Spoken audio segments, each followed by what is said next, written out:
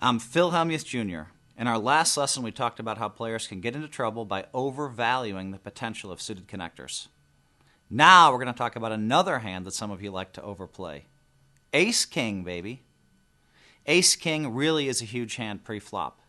And while aces and kings are obviously way superior, it's debatable whether other top pairs, that is queens and jacks, are better or worse than ace-king.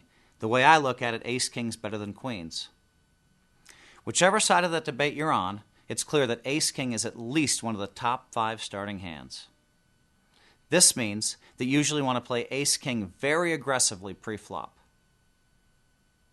How to play it pre-flop depends mostly upon the depth of your stack and that of your opponent's stacks, the blinds, the antes, all that kind of stuff.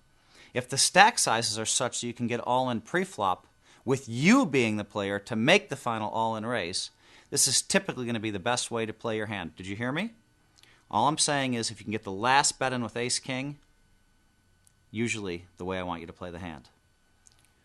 If your opponent's holding a smaller medium pair, you have every opportunity to make them fold and win a nice pot pre-flop. It's going to be tough for them to call. If they don't fold, you still have almost a 50% chance of winning what is now a very large pot. If your opponent is not holding a pair, then you could be a monster favorite. Maybe you're tied, but you could be a monster favorite if they have ace-queen or ace-jack or king-queen, and you actually want them to call. If the stacks are too large for the hand to be played all-in pre-flop as above, or the timing of the actions will mean that your opponent gets to be the all-in raiser rather than you, then you need to play this hand to see the flop. Sometimes.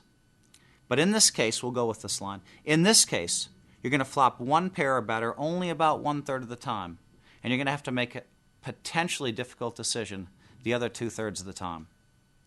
Whereas if you were the final aggressor pre-flop, and you only have one opponent, you're almost always going to want to make a continuation bet. C-bet, baby, whether you hit the flop or not. After making this one almost obligatory bet, you will need to proceed by deciding how likely it is that you have the best hand and how best to get the most chips from your opponent when you do hit it. When you decide you probably don't have the best hand, you may decide to continue aggressively trying to buy the pot. But be careful. Ace-king is the first hand that most people put you on when you raise or re-raise pre-flop. So when you miss the board, they will often call you down with any hand that beats ace-king. Against multiple opponents post-flop, you usually have to give it up when your ace-king misses the flop. But not always. There are no absolutes in proper poker strategy, though a few things are pretty close.